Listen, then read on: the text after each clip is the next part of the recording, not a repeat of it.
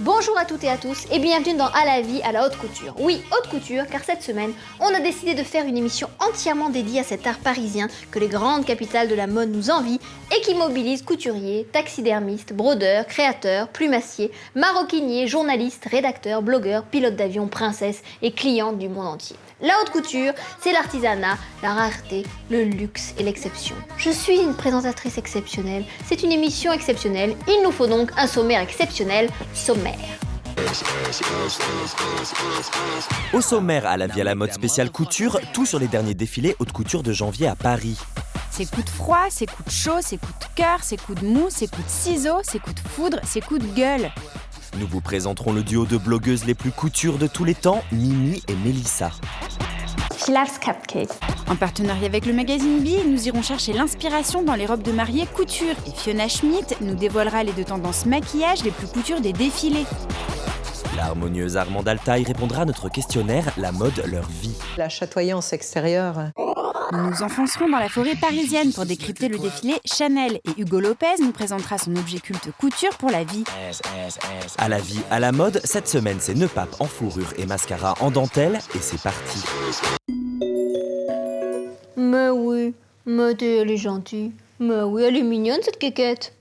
Bah quoi, Karl Lagerfeld dit la choupette, moi j'ai quéquette.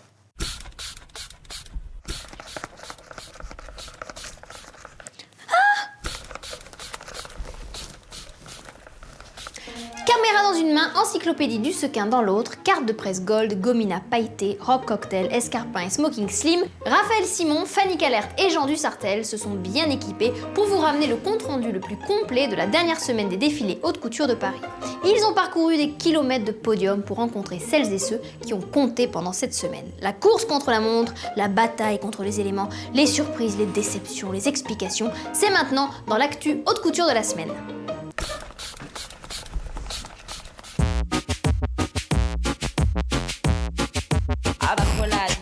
Les défilés haute couture à Paris en plein mois de janvier, qui valent tellement le détour que même les princesses de Monaco marchent dans la boue pour y accéder. Et oui, la couture, ça attire les vedettes nationales et même mondiales. La couture en hiver, c'est l'occasion de se réchauffer autour d'un bon thé chaud et d'un croissant au diamant chez Chanel. Et c'est surtout le moment de sortir sa fourrure, avec plus de 18 tonnes aperçues sur les défilés. De la fourrure sur toutes les coutures. Manteau de fourrure bien sûr, de toutes les couleurs, avec ou sans manches et pour tout le monde. Même Suzy Menkes qui a abandonné son infatigable pardessus violet. Mais aussi guêtre en fourrure, nœud pape en fourrure, chapka en fourrure, toque en fourrure et même perruque en fourrure. Les militants anti-fourrure ont dû rivaliser d'ingéniosité pour ne pas s'enrhumer sur les défilés. Doudoune intégrale ou capote à chaussures. It's for snow and for raining weather. It's perfect. La solution la plus simple restant naturellement de se déplacer avec chauffeur. Ainsi, toutes les tenues sont permises. Aren't you cold like that? I have my car and my driver. Yeah, my private car, yeah. La haute couture, c'est évidemment et avant tout les looks haute couture. Chignon couture, afro couture, cheveux crêpés couture, bibi couture, botox couture, serre-tête couture, manchon couture, lunettes de soleil couture, petit chien couture, mascara couture ou manucure couture. Et oui, pendant la couture, tout est extrême. Soit on adore... It was amazing, it was breathtaking. I'm a huge fan since forever. Soit on dort. Comme Madame Lynn Yager du Vogue US au défilé Gautier, suivie de peu par Madame Suzy Menkes du Herald Tribune. Un contre-exemple cependant chez Atelier Versace dans cette exacerbation haute couture. Après un défilé pour le moins tape à l'œil avec les mannequins les plus en vue du moment, Donatella est venue saluer cette saison en tailleur noir d'une sobriété inquiétante, telle une banquière lors d'un comité d'entreprise. Mais pourquoi as-tu quitté ton éternelle combinaison de cuir XXS, Donatella? Pourquoi? Tel un corbeau qui plane au-dessus d'une parade de pans, Donatella, c'était l'énigme couture de la semaine. Bucolique, c'était le thème de ses collections printemps-été. Forêt romantique chez Chanel, jardin labyrinthique chez Dior, voyage féerique chez Uliana Sergenko, promenade coquine à la ferme chez Zaya. En 2013, la nature, c'est couture. L'autre élément couture cette saison, c'est le bébé. Mariée lesbienne, accompagnée d'un bambin chez Chanel. Mon filleul, oui. C'est une espèce de mascotte. Ah oui, il adore ça. Il dit à l'école en Amérique, il dit « I'm a supermodel ». Gloire au métissage et à l'adoption chez Gaultier. Les métissages, l'adoption, et voilà des enfants joyeux, la liberté en même temps. Ode à la gestation chez Fournier. Là, j'avais vraiment envie de montrer la vie, en vrai, sur un podium, parce que souvent, le fait d'avoir des enfants dans la mode, c'est mis de côté, alors que c'est une vraie phase dans la vie d'une femme. Et puis c'est beau, c'est gros, ça a des seins, on a envie de faire des câlins, c'est bon ça. Une chose est sûre, le bébé, c'est l'accessoire couture à la vie, à la mode en 2013.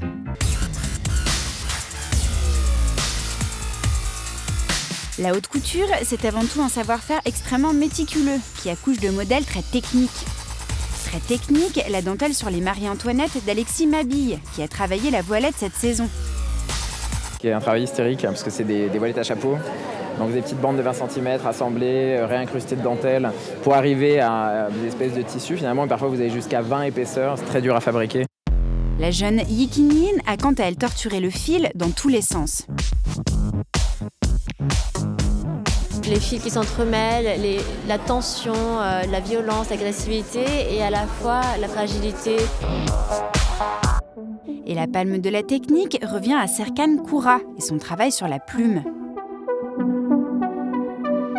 La plume, c'est simplement ma matière unique, ma matière fabuleuse. Dans le jardin d'Éden de Serkan, toutes les robes sont faites de plumes. La plume devient même fleur ou écaille de serpent, et les modèles, oiseaux de paradis.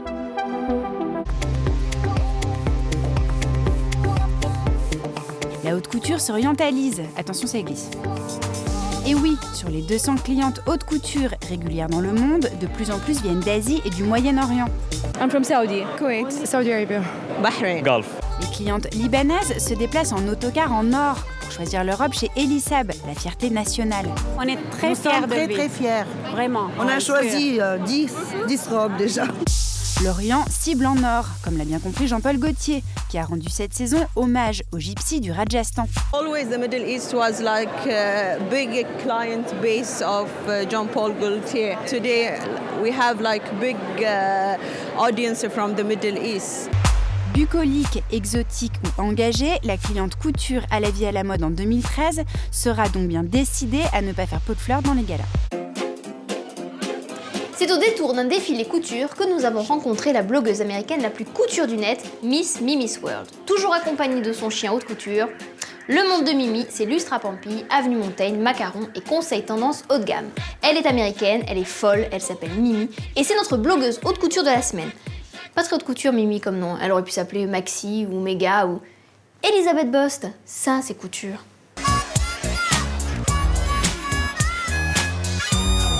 Bienvenue dans le monde magique de Miss Mimi's World. The dog. Mélissa, blogueuse haute couture de la semaine, c'est le genre de lady qu'on ne rencontre qu'une fois dans sa vie. Anglophone. Hello, my name is Melissa. Germanophone. Sitz, Mimi, sitz, komm dumme. Et d'origine indienne, Mélissa et son blog, c'est 10 000 à 50 000 visites par mois. Un lectorat très féminin, issu des 4 coins du monde. I have a broader audience. I've got people from the US, I've got readers in Brazil, I've got readers in India. Et 3 adjectifs. Cute, funny, girly. Active depuis seulement 6 mois, son blog est à l'image de la seule et l'unique Mimi. That's why I picked that name, because Mimi is my dog, and so it does relate to me. If you know me, then you know it's my dog. Not my dog, it's my dog and it's my blog. And I've got a dog, I think you can hear. Mimi et Mélissa, habituées des séances photos interminables et fashion addicts assumées, se sont découvertes une véritable vocation, une page ouverte sur leur quotidien qui demande beaucoup de travail. Every picture that I'm taking, I have to crop, I have to Photoshop, I have to make it a certain look so that it fits my blog. I just can't take someone else's pictures and use them because that's not my style. I'm taking all my own pictures, I'm doing all my own, like the website design, everything I did myself. Une ligne éditoriale stricte. For me, a good blog is where I read it and I want to read more and I don't get bored. And it's written in a funny way. So I think a good blog should be a conversation and you get comments and you respond to your audience. Encore jeune sur la blogosphère, Miss Mimi's World reste indépendante. I don't have any advertisement on my blog. I just have one link that is not paid for that goes to the WWF. Sur son bureau de Barbie où tout est rose, Melissa fait des comptes rendus des défilés haute couture auxquels elle a assisté, délivre ses coups de cœur et donne des idées de recettes que Mimi approuve toujours. She loves cupcakes. She speaks German? Yeah, she speaks German. Hein, qu'est-ce que tu dis? Ah non, il n'y a personne. Dans chaque haut défilé de haute couture, il y a le haut clou du spectacle, la haute robe du haut défilé qui est la plus photographiée. Souvent, c'est la haute robe de mariée, alors on ne peut que l'admirer parce qu'elle ne rentre pas dans nos petites armoires. Mais on peut en rêver, la désirer ou mieux, s'en inspirer. Cette semaine, Géraldine Pasquier nous fait un compte-rendu des plus hautes robes de mariée des hauts défilés de la haute couture de Paris. C'est la garde-robe de la semaine. Chut! Non, il n'y a personne. Je voudrais être mariée.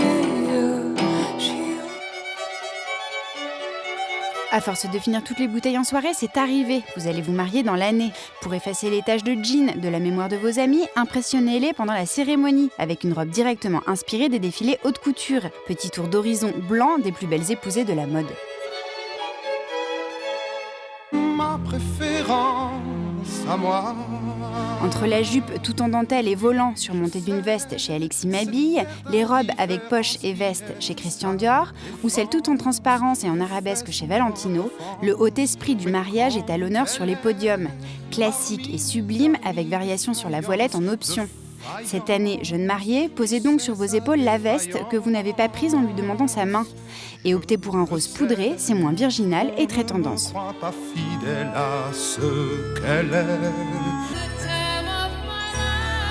En 2013, les promises se dévoilent. Avec cette combinaison tout en strass et transparence d'Alexandre Vauthier ou cette robe en version mini de Franck Sorbier, vous serez une mariée qui n'a pas froid aux yeux. Voire une mariée prête à conquérir l'univers avec ses tenues de l'espace conçues par On aura tout vu. Autre option minimale, la ligne Zaya, conduite par un âne dans un cœur de fleurs avec un tout petit mammifère à caresser tendrement.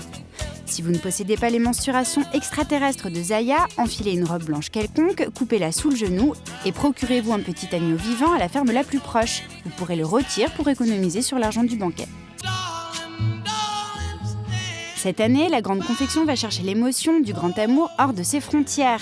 Elisab nous en met plein la vue avec cette robe inspirée du grand siècle espagnol. Et Jean-Paul Gaultier, l'enfant terrible, décide de télétransporter la cérémonie de mariage à Bollywood. À défaut de pouvoir vous offrir une de ces extravagantes tenues à Watt Mill, jouez le détail exotique. Pourquoi pas un simple bindi blanc sur le front ou un éventail en lieu et place du traditionnel bouquet. Au final, dans ce grand bal, seul le détail compte. Car en espadrille ou en sari, même combat. Les mariés sont destinés à pondre une ribambelle de lardons et la prêtresse mode les accompagne dans cette épreuve. Le mariage, c'est à la mode. Si vous voulez que le vôtre dure toute la vie, soignez votre apparence le jour de vos noces. Resplendissez un autre pays ou une autre époque. Faites des trous dans votre tenue pour dévoiler les bouts de votre corps que l'Église réprouve. Bref, soyez absolument classe, à la mode, à la vie, en voilette et sans chaussettes. Il m'aime un peu, beaucoup, à la folie. Kékette! Kékette! Ma Kékette!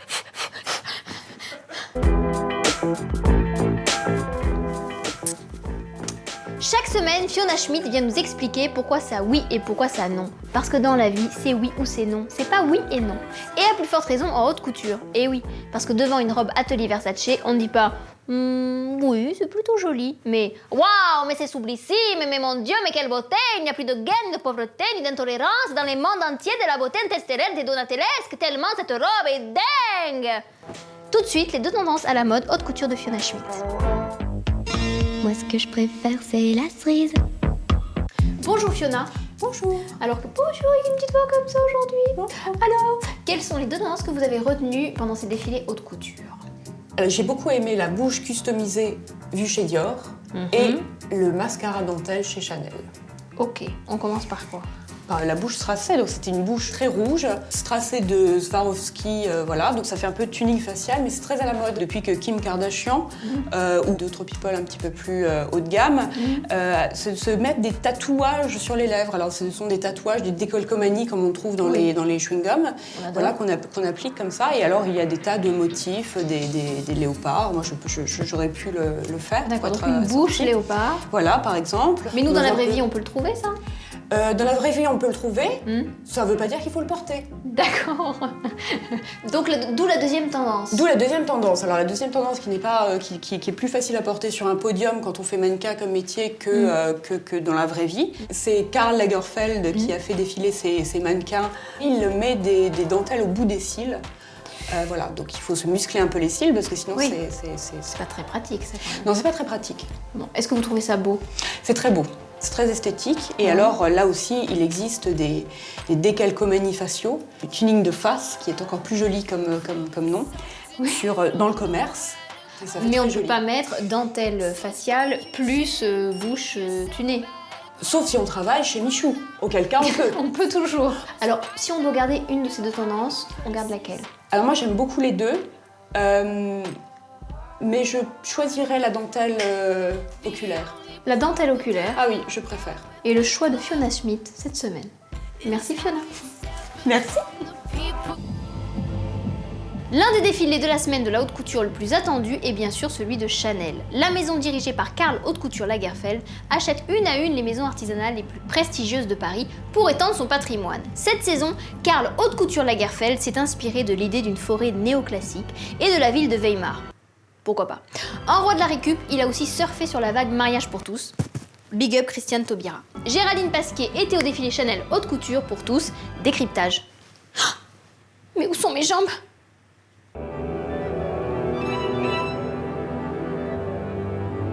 Qu'il neige ou qu'il vente, la maison Chanel règne en maître sur l'élégance française et internationale. Elle l'a encore montré au Grand Palais en dévoilant au cercle restreint des amateurs de haute couture sa collection printemps-été 2013. Cette saison, à défaut de littéralement déplacer les montagnes, Karl Lagerfeld a reconstitué arbre par arbre, au cœur de l'institution parisienne, une immense forêt de type allemande, ceinte de panneaux de bois gris-bleu, et un sol de sable blanc où ces mannequins déambulaient romantiquement comme tout droit sortis du songe d'une nuit d'été de Shakespeare. La folie des grandeurs, le beau spectacle et un peu la claque à l'écologie peut-être. Je trouve que c'est pas écolo, parce que tous ces arbres après, ils sont coupés. Je sais pas, là honnêtement, quand je viens au défilé Chanel, je me pose pas la question s'il y a des écolos, pas écolos. Moi, je viens voir un spectacle. Mais enfin bon, c'est quand même un hymne à la nature, j'imagine. C'est époustouflant, j'étais là à faire 50 000 photos. Peu sensibles au bilan carbone de leur employeur, ces mannequins n'en reviennent pas d'avoir été ainsi maquillés. Peter Phillips, directeur de la création maquillage qui a très récemment annoncé son départ de Chanel, s'est surpassé pour sa dernière collaboration avec la marque. Œil de chouette chaude, grâce à un smoky eyes pour le moins intense, agrémenté de petits bouts de tulle autour des yeux des filles, et coiffure à plumes. Elles ressemblaient à des créatures mi-elfes, mi-oiseaux échappées des bois de la ville de Weimar. Le point de départ, c'est presque le décor, l'idée d'un romantisme moderne, d'un théâtre de bois dans une forêt romantique. Ce n'est pas un romantisme à force de volants et de niaiseries, c'est un romantisme assez sophistiqué et contemporain. Et puis l'autre idée, c'était justement la proportion, ces coups très dégagés avec les épaules encadrées qui en même temps font une femme très fragile et forte. Mille et une idées dans ce défilé, tout spectaculairement réalisé par les ateliers rachetés par Chanel. Aujourd'hui à la tête d'un pôle de 12 artisans du luxe, brodeurs, plumassiers, chausseurs de luxe, gantiers, cachemiriers de luxe. Représentant près d'1 millier d'emplois, les défilés haute couture de la marque sont essentiellement devenus la vitrine de leur savoir-faire. Grâce à eux, la substance même des vêtements semble faite d'or liquide et de lumière brillante. Malgré leur faux air de tweed ou de tissu imprimé, chacune de ces pièces entièrement rebrodées à la main a nécessité des centaines, voire des milliers d'heures de travail. Chanel possède les meilleurs brodeurs au monde, Montex et le Sage. Donc c'est normal que j'en profite parce que j'adore les broderies. Et j'adore les broderies qui n'ont pas l'air de broderie. C'est pour ça que je fais les broderies comme des robes imprimées. Et c'est les broderies, une robe comme ça prend 2000 heures à faire. Hein. Un travail magnifique et des ateliers époustouflants. Ça ne suffit pas d'avoir des idées comme Karl et tout. Il faut qu'il y ait des petites mains qui se suivent, qui sachent faire ça. Résultat, la délicatesse du travail des ateliers estomac et l'imagination exubérante du créateur, regardez bien ce réflecteur circulaire dans la main de l'homme à droite, se matérialisent comme par enchantement. On appelle ça la corne d'abondance, la manche en corne d'abondance. Ça, mais aussi l'espèce d'encadrement comme un col ou comme ça qui met tout ça en valeur, et souvent les broderies blanches ici qui sont comme un réflecteur qui embellissent le visage, comme dans un studio de photo où on a des cartons blancs comme ça pour renvoyer la lumière sur la figure. Ébloui par ces créatures de la forêt, on n'avait encore rien vu. La robe qui clôt traditionnellement le défilé était portée par non pas une, mais deux mariés comme un clin d'œil complice au mariage entre personnes de même sexe. Opportunisme quand tu nous tiens, jusqu'à septembre, Karl Lagerfeld clamait partout son opposition au projet de loi. Mais enfin, au roi de la récup qui sait si bien nous faire rêver, on pardonne presque tout.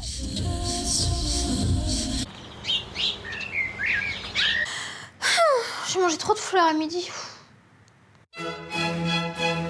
Dans la vie, il y a les mini-vedettes, les moyennes vedettes, les maxi-vedettes, les giga-vedettes, les stars et les stars haute couture. Cette semaine, en toute logique, ce n'est pas une mini-vedette qui répond à notre questionnaire La mode, leur vie, mais une star haute couture. Et oui, cette semaine, c'est la chanteuse lyrique haut de gamme Armande Altaï qui répond à notre questionnaire La mode, leur vie. Préparez-vous, ça monte haut dans les aigus.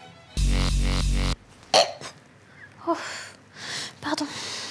2, 3, 4, 5, 6, 7, 8 and back. Armande Altaï, professeure de chant pour la vie rêvée, répond à notre questionnaire entre les cours qu'elle dispense à ses élèves et la préparation d'un album en anglais avec Boris Bergman. Le chant lyrique et la musique, c'est dans la vie d'Armande Altaï depuis son enfance. Je viens d'une famille orientalo-slave et tout le monde chante dans cette famille. On a eu une mère extraordinaire qui nous a jamais castrés, qui s'est toujours émerveillée de ce que faisaient ses enfants. Donc on est tous devenus des stars. Vos habits dans la vie. Mon côté romanesque m'a poussée à adorer ce que j'appelle la chatoyance extérieure du 18e et du 19e. C'est vrai que j'adore les redingotes, j'adore que quand on est vieille, il vaut mieux être un peu saillante, c'est saillant aussi. Et le petit côté là, c'est pour cacher le petit menton qui commence à s'arrondir. J'ai toujours aimé les couturiers qui, eux, inventent aussi, ne suivent pas la mode, comme Vivienne Westwood, avec Malcolm McLaren, Jean-Paul Gaultier, Mugler. Il y a eu des gens comme ça, complètement fous. Vos habits sur scène. Quand j'ai fait des opéras, je fais des opéras avec Dave, il y a quelques années. J'ai eu du mal avec les costumières parce qu'elles mettaient des corsets très serrés et que quand on chante, qu'on pousse des contre-rés ou des contre-mi, il faut qu'on soit souple ici. Voilà, d'ailleurs, j'ai fait exploser un corset en pleine scène. C'est ouvert comme un parapluie. Et votre accessoire pour la vie. L'éventail. Je l'ai eu d'abord parce qu'en le parfumant beaucoup, pour chasser la fumée dans les boîtes de nuit, tout ça, que je détestais, qui m'a fait beaucoup souffrir. Et puis aussi parce que ça occupe les mains, je me cache derrière, il me protège. Voilà, l'éventail, c'est très joli. Ça avait tout un discours, avant, ça avait des sens. Mais bon, je ne les utilise pas. Je ne suis pas désuète à ce point. Tiens, c'est Hugo Lopez. Mais là, ça va pas, hein. C'est une spéciale haute couture. Sonnez haute couture! Ah ben voilà. J'arrive, Hugo! Chaque semaine, Hugo Lopez vient nous parler d'un objet culte. Mais ce n'est pas parce qu'on fait une spéciale haute couture aujourd'hui qu'il va venir avec un hélicoptère en or massif, une robe Alexandre Vauthier recouverte de cristaux ou la statue en cire de Catherine Deneuve. Non. Et au contraire, cette semaine, il va nous montrer que la grande valeur passe souvent par des petites choses, l'objet culte. Tu vas ouvrir Kékette, c'est Hugo?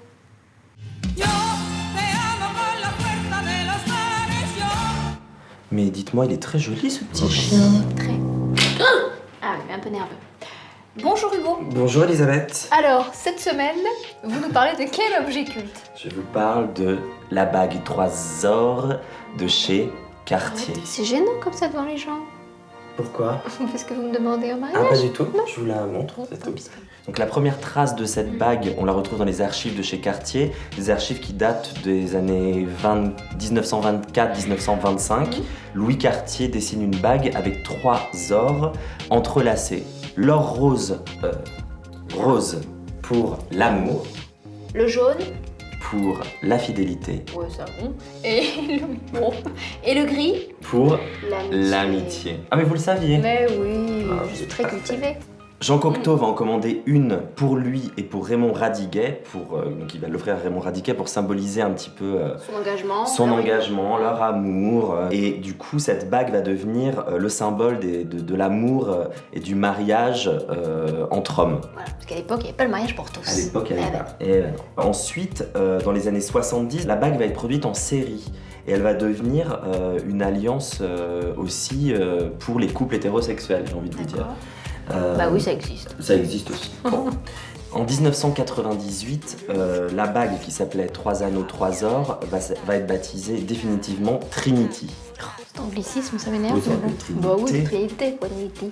Et c'est à ce moment-là que ça devient vraiment un objet culte. Avec aujourd'hui plus d'1 million d'exemplaires vendus quand même dans le monde. Par contre, il y a beaucoup de copies, évidemment. Pour reconnaître une vraie Trinity de chez Cartier, c'est que sur l'un des 3 anneaux, il y a gravé Cartier, tout simplement. Ne vous faites pas avoir. Non, et vous non plus, chez vous, qui nous regardez. Merci, Maud. Merci, Elisabeth. Et voilà, ce numéro spécial haute couture d'À la vie à la mode est terminé. J'espère que nous avons répondu à la plupart des questions que vous vous posiez sur cet art de la haute couture, pas facile à appréhender, et que vous aurez su apprécier sa justesse, sa beauté et son indispensable utilité pour le rayonnement culturel de l'artisanat français. Je sais que vous vous demandez encore, mais c'est quoi cette robe haute couture qu'elle porte ? Eh ben, je vais vous répondre, non, je ne me suis pas roulée dans un champ à égalière. Non, je n'ai pas fabriqué une robe avec le pot pourri de ma grand-mère. Et oui, c'est une robe Zaya Couture. En revanche, ça me fait pas la même cambrure. C'est normal ? Qu'est-ce que t'en penses, Kékette ?